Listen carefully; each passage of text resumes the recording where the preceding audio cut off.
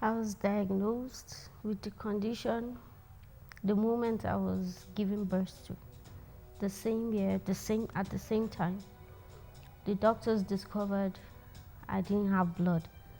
So in the process of trying to find out my genotype and transfuse blood, that was the moment they discovered I was SS. And from that time on, dealing with stigmatization has not been funny. It has not been an easy experience because people at that time lacked knowledge or knew little about sickle cell. And because of that, people had different names they called me. Some referred to me as Namut in my language. That means a sick person or someone who is synonymous to death. So people always called me that. People didn't know why I was consistently sick. I was sick all the time. And a lot of people avoided me. In fact, a lady once asked me, how did I acquire this disease? And I was shocked because I didn't even know what to tell her. I didn't go out of my way to contract the disease. I was blessed with it. So it has not been easy, but I had to fight my way through it. It was a fight. And I just have to say it wasn't easy.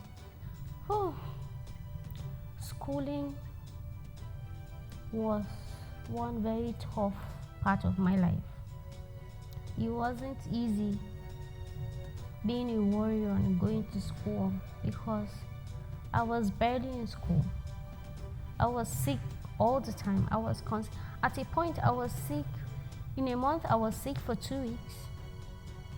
And then I'm up and doing the next 2 weeks. But most of the times, before the next 2 weeks is over, I'm already down again, especially when I started my period. It became terrible. So because of that, it was very tough going to school. You know, even if I'm able to go to school, I would go, but then most of the times I'm not able to write my exams with my classmates. You see that? I'm sick and completely missed the exams, or I'm writing it from a hospital bay or clinic, something. So it wasn't easy. And for me, growing up as a student, I really didn't put the effort, of studying, reading, trying to pass in school because, like I said earlier, everything people told me was I was going to die at the age of 24. So because of that, I felt there was no need putting the effort in doing the school. Why am I going to school when I'm even going to die at the age of 24? I won't use the certificates for anything. So there's no point. I was just going to school because my parents made me go to school. But then when I got to the university, it was in my 300 level that my perception, my mind, my thinking began to change. That was when I truly started to believe my mom. My mom was the only person that would tell me I'm not going to die. None of her children will die. People will come visiting and tell you, oh, you are a sickler. Yeah, sorry, that's how my cousin died, or that's how my roommate died. That's everything they tell you is just death. So it was in my 300 level I began to believe my mom, and I started putting in the effort. Even at that time, it was still late because I can't catch up from my 300 level, knowing very well I'm graduating in my 400 level, But it was generally tough. I finished my BSc, went for MSc. I put in so much work because now I'm grown. Now I know different. Now I know I'm not dying. I'm not going anywhere.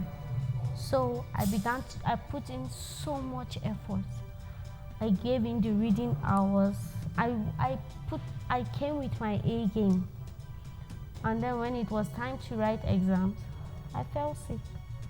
So I missed out on all the exams. And the school authority, my mom brought my sick letter. I've forgotten what they call it, from the hospital. The school promised when I'm well, I'm back to school, they would arrange and give me all of my exams to write. But then when I got better, 2 weeks later, I came to school. They refused to give me the exams. There was nothing I could do. They refused, so I had to carry over that session. I did very well, but then I got a 4.0 GPA, but they divided it by 0, and still I came out with a 0. So it has not been easy. It was just a very difficult moment for me. The hardest part of it all was falling sick and not knowing if I would come out of it alive because of the excruciating pain, and because all I ever heard from people, from everyone surrounding me, was death. Everyone spoke death. People told me I was going to die at the age of 24. So my life was centered around death. So every time I fall sick, there's this fear that I might not come out of it. I would not make it. So that was the biggest challenge for me. And then the pain from the crisis is something I can't explain. I don't have the accurate words to describe how the pain felt. It felt like all of my bones being broken or dislocated at the same time. That's just the best way I can describe it, but it's horrible. It was such a horrible experience. Making friends was somewhat easy because I grew up in a family where we held religion in very high esteem. So most of the friends I made were from church and Sunday school. So it was easy relating to them. And then there were few of them too that were SS. So it wasn't a strange environment at all, because I wasn't the only person in the environment with this disease, so it was easy to relate with my kind. Though, on the other hand, some people, it was very tough. They secluded me out of everything they were doing, They made me feel incomplete, like I wasn't complete. I wasn't a complete human being enough to be in a particular group or do certain things. So it was two-faced. So whenever I lacked, I didn't get comfort from the other people that were normal. My church people, I found comfort in some of them, not all of them. So making friends was quite easy. Referring to warriors as Sicklers is very dehumanizing. It's very belittling, and it makes a lot of warriors lack confidence in themselves. I mean, we all have one form of disease or sicknesses that as a human being you're dealing with. So because a certain person has a certain blood disorder does not make the person different from you. So the negative attitude from the community, from the people in society, that makes them refer to Sicklers, to warriors as Sicklers, should be stopped. That should come to an end. it is not good. That has a negative effect on warriors. And then most of the times I feel is lack of information that makes society refer to warriors as sicklers. But it is generally a very dehumanizing, belittling, and just a bad name. Nobody should be called that. How would you feel as an individual or member of the society if people refer to you, instead of calling your name, people refer to you with the ailments you have? It won't be good. That is not nice. It should be stopped. Nobody should encourage it. And I feel as a warrior, if anyone refers to you as a sickler, you have the right to tell the person, to caution the person there and then. Tell the person you are not a sickler, you're a warrior. They should refer to you as a warrior. That's a better name. Well, the perception of people about warriors 99% of the times is totally wrong. A warrior can do anything a normal human being can do. I don't even know what is normal at this point. I don't know where's the thin line, where's the fine line that differentiates between normal and abnormal when it comes to dealing with human beings. As long as the person does not have a psychological problem, I feel everybody is normal. And referring to warriors as lazy is just totally wrong. I remember when I was getting married, someone, part of the counseling team, asked me if I was lazy because warriors are generally lazy. So am I lazy? Do I think I can handle a home? To be honest, I was very disappointed at that question because there's nothing I can't do. In fact, most of the times I feel I do much more than normal people do. So we are not lazy. In fact, I've never met a lazy warrior.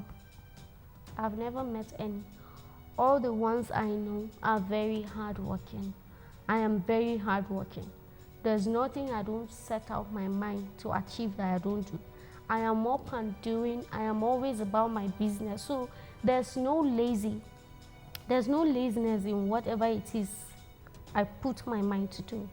I just know when to withdraw. I listen to my body. I know when I need to rest. I know when I need to take a break. I know when I just need to stop. And every other human being too needs to know when to stop, when to rest. Our bodies need rest. So at the time when you meet me in my resting time and you refer to me as lazy, honestly at that point, I owe you no explanation to why I'm taking a break or to why I'm resting. I'm just listening to my body and doing the appropriate thing. I've had instances where I took my younger sister to the hospital for a checkup, and then the doctor asked, what's her genotype? And she told him, and he asked, how many of you are SS in the family? She said, me and her. And the doctor was like, no, maybe you don't understand what I'm saying. I mean, how many of you in the family? And then she told him, yeah, 2 of us, me and her. And he now turned, you mean you are SS? He said, no.